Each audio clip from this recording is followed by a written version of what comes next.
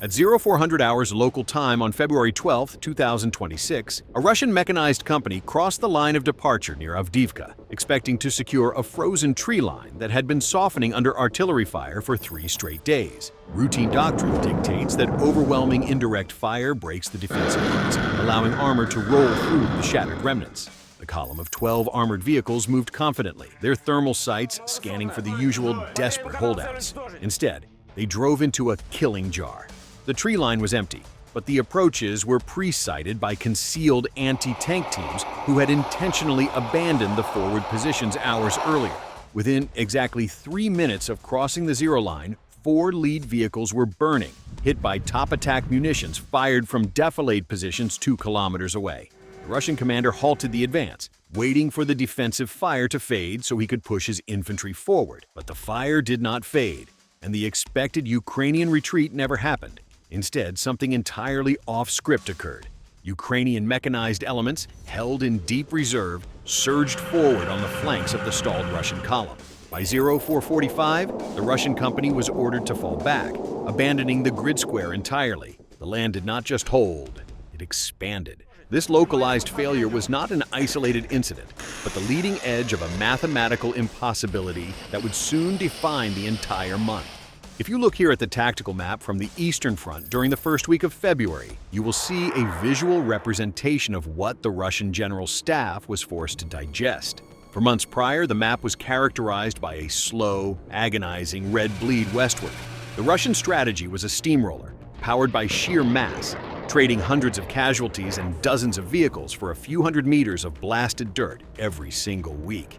But suddenly, the red arrows stopped advancing, and tiny blue wedges began biting back into the newly claimed territory. Think of it as a heavyweight boxer who has spent 12 rounds leaning his entire body weight onto his opponent against the ropes, expecting them to eventually collapse from exhaustion. But instead of collapsing, the opponent simply steps aside, letting the heavyweight stumble forward off balance, and then delivers a sharp counterpunch to the ribs. That is exactly what the Ukrainian armed forces executed across multiple sectors. They stopped trying to hold every single ruined trench at all costs. Instead, they established elastic defense lines, allowing Russian assault groups to overextend into pre-planned kill zones, wiping out their combat potential, and then rapidly moving in to claim the newly emptied real estate. The fast win for Ukraine was not a massive armored spearhead, but a decentralized, lethal flexibility that resulted in immediate, verifiable territorial clawbacks. The trend line of the war had officially fractured. The shift in momentum was fundamentally driven by a harsh, asymmetric economic reality that the Russian offensive machine could no longer ignore. By the middle of the month, the cost of advancing a single kilometer had skyrocketed beyond sustainable limits. If you look here at the thermal feed of a Russian assault column attempting a night breach, you will understand the new paradigm. An armored personnel carrier costing $2 million, packed with a dozen infantrymen, is creeping along a mud-rutted road in absolute darkness. The crew believes their infrared blackout procedures make them invisible. But hovering 2,000 feet above them is a Ukrainian heavy bomber drone, an electric octocopter that costs roughly $25,000 to manufacture. It carries 4 82mm mortar rounds and is equipped with a thermal camera that sees the heat signature of the personnel carrier as clearly as a flare in a dark room. The drone drops a single $50 munition directly onto the engine deck of the $2 million vehicle. The engine seizes, the armor stops, and the surviving infantry are forced to dismount into a freezing field already sighted by Ukrainian artillery. The attack collapses before it even reaches the first line of contact. This exact scenario played out dozens of times a night across the entire front line. The return on investment for the defenders was staggering. A $50 explosive erasing a $2 million asset instantly neutralizes the offensive capability of an entire grid sector. This accumulation of localized, tactical victories slowly materialized into a strategic nightmare for the Russian high command. For the first time since the winter of 2023, the total area of land recaptured by Ukrainian forces exceeded the area lost. The commander-in-chief of the Ukrainian military formalized this reality in a late February briefing, noting that the overwhelming wave of Russian pressure had not just stalled, but had begun to roll backwards in critical areas. Imagine a flood that has been relentlessly pushing against a levee for over a year. The water is suddenly receding, not because the storm stopped, but because the defenders figured out how to drain the reservoir faster than it could fill. The Ukrainian units were executing highly coordinated platoon-level counterthrusts. Whenever a Russian unit exhausted its combat power trying to take a ruined village, Ukrainian assault infantry, supported by precision drone strikes, would immediately hit their flanks before they could dig in and consolidate. They retook shattered tree lines, elevated observation posts, and crucial crossroads that had taken the Russian military months and thousands of lives to secure. These were not sweeping, cinematic armored charges across hundreds of miles of steppe. They were brutal, methodical, and hyper-localized repossessions of land, measured in hundreds of meters. But when multiplied across a front line spanning hundreds of kilometers, those hundreds of meters added up to a net positive territorial gain. The sheer volume of Russian electronic warfare had historically created dead zones stretching for miles, dropping Ukrainian drones from the sky like rain. By late February, the Russian General Staff assumed their jamming bubbles in the southern sector were completely impenetrable. At 2300 hours on February 14th, a Russian logistics commander in Zaporizhzhia parked 60 supply trucks in what he believed was a perfectly safe depot, protected by a massive electronic warfare dome. But the Ukrainian engineers had solved the jamming equation, not by overpowering the signal, but by ignoring it entirely. If you look here at the flight path telemetry, you will see a swarm of 30 attack drones flying straight into the jamming field. Instead of losing connection and falling, the drones instantly switched from satellite navigation to onboard optical terrain recognition. They stopped listening to the jammed radio waves and started comparing the ground below them to preloaded satellite maps, navigating purely by sight like a pilot in the 1940s. The drones flew through the invisible wall of electronic noise completely unbothered. Within 4 minutes, 20 of the 60 trucks were ablaze, detonating thousands of artillery shells. The Russian jamming system was working perfectly, broadcasting massive interference into the night, screaming into the void while the drones quietly destroyed the logistics hub it was meant to protect. This optical independence suddenly leveled an artillery playing field that had been tilted against Ukraine for 2 straight years. Russia relied on mass, firing 10 shells for every 1 Ukrainian shell, turning grid squares to dust. But mass requires stationary time, and stationary time had just become lethal. At 0630 hours on February 18th, a Russian self-propelled artillery battery set up a firing position near Bakhmut to pound an advancing Ukrainian infantry unit. They fired their first salvo, planning to shoot for 10 minutes before relocating. They never made it to minute 3. If you look here at the counter-battery radar feed, you will see how fast the math changed. The instant the Russian guns fired, Ukrainian acoustic sensors and radar tracked the trajectory of the shells backward in real time, calculating the exact point of origin before the first Russian shell even hit the ground. A Ukrainian artillery crew sitting 15 kilometers away received the coordinates digitally. They loaded a single GPS-guided Excalibur round, costing roughly $100,000, and fired. The shell adjusted its fins mid-flight, screaming down onto the Russian position. The resulting secondary explosion from the Russian ammunition stockpile was visible from space. The Russian battery fired 12 unguided shells to hit empty dirt. Ukraine fired 1 guided shell to erase an entire battery. With local artillery support evaporating, the Russian frontline units became increasingly dependent on direct rail deliveries from deep within occupied territory. The Russian military is fundamentally tied to railways. Without trains, their entire offensive doctrine starves. On the night of February 22nd, a massive locomotive pulling 40 cars of diesel fuel and ammunition was crawling toward a critical junction in the southern operational zone. The route was heavily guarded by anti-aircraft systems, creating a heavily defended corridor that traditional aircraft could never penetrate. But the Ukrainian strike planners did not send an aircraft.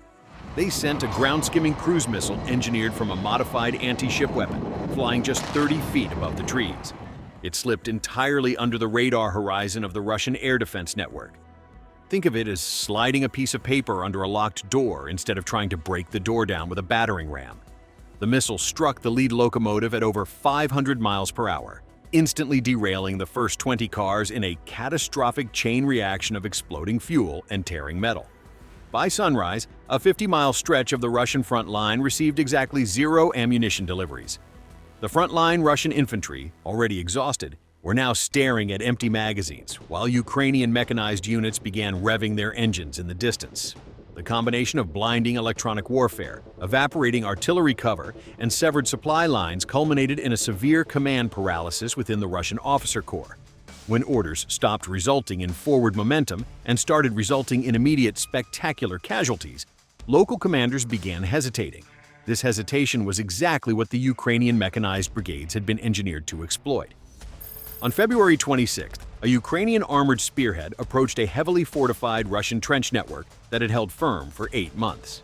Instead of a costly frontal assault, the Ukrainians deployed small, unmanned ground vehicles equipped with heavy machine guns and smoke generators. If you look here at the drone feed of the assault, these robotic platforms rolled forward, drawing intense anti-tank fire from the Russian defenders. The Russian troops revealed all of their concealed firing positions to destroy the cheap, unmanned decoys. Within seconds, Ukrainian precision mortars rained down on the newly exposed Russian heavy weapons, blinding the defense. Before the smoke cleared, Ukrainian assault infantry breached the trench line from the rear. The Russian defenders, out of ammunition from the derailed trains and lacking artillery support, surrendered by the dozens. A stronghold that cost thousands of lives to build fell in under 30 minutes, yielding another crucial kilometer of territorial gain. By the final week of February, the Russian High Command recognized that their localized defeats were metastasizing into a theater-wide systemic collapse of forward momentum. Their doctrinal response to a crumbling front is to concentrate overwhelming armored mass for a single, decisive breakthrough, intending to shatter the elastic defense before it can snap back. On February 28th, satellite reconnaissance detected a massive concentration of Russian armor forming up behind the southern front line. Over 150 main battle tanks and armored fighting vehicles were staged in a tight perimeter, preparing for a dawn assault designed to obliterate the newly captured Ukrainian positions. But massing forces in the era of persistent overhead surveillance is a fatal error. The Ukrainian commanders did not wait for the armored fist to strike. Instead, they unleashed a synchronized strike using a swarm of 50 domestically produced jet-powered strike drones, each carrying a high-explosive fragmentation warhead. These drones bypassed the front line entirely, diving into the tightly packed staging area at over 400 miles per hour. The resulting chain reactions of detonating fuel and ammunition erased the entire armored concentration in under 12 minutes. The Russian breakthrough force was annihilated before a single engine was started, neutralizing their last major offensive capability for the month. The psychological compounding of these continuous, rapid tactical victories fundamentally altered the operational tempo of the entire theater. For over a year, the Ukrainian infantry had been conditioned to survive under a relentless, suffocating barrage of artillery, measuring success merely by surviving another day in a flooded trench. But the sudden influx of fast, visible winds injected an aggressive, predatory momentum into the frontline units. They were no longer simply absorbing blows. They were dictating the terms of engagement. When a Russian infantry platoon attempted a probing attack on a newly established Ukrainian outpost, the defenders did not just repel the assault with machine gun fire. They immediately launched a counter-pursuit using light, all-terrain tactical vehicles armed with automatic grenade launchers, hunting the retreating Russian forces all the way back to their origin point. This aggressive posture meant that Russian units could no longer safely retreat and reorganize after a failed attack. Every failed Russian probe resulted in an immediate, violent loss of their own defensive depth. Within a 72-hour window, this cascading tactical aggression pushed the line of contact an additional 2 kilometers eastward, an unprecedented rate of advance in a war previously defined by static, grinding attrition. The final tabulation of the February campaign delivered a mathematical verdict that shattered the prevailing narrative of the war. For the first time in over 24 months, the meticulously tracked tactical maps confirmed that the Ukrainian armed forces had captured a net total of 45 square kilometers of territory, while the Russian military had advanced exactly 0 net kilometers. The final payoff of this strategic shift was not just the physical dirt that was reclaimed, but the devastating realization that the fundamental economics of the conflict had inverted. The Russian strategy relied entirely on an equation where their massive industrial output and manpower could eventually crush the localized resistance. But Ukraine had rewritten that equation, proving that a hyper-agile, technology-driven defense, utilizing decentralized drone strikes, optical navigation, and elastic maneuver warfare was exponentially cheaper and more lethal than static, mass-based assaults. The Russian military had spent billions of dollars and thousands of lives throughout February to push the line forward, only to find themselves physically pushed backward. The invincible, creeping barrage of the Russian offensive machine had finally met an adversary that did not just stop it, but began systematically dismantling it from the inside out.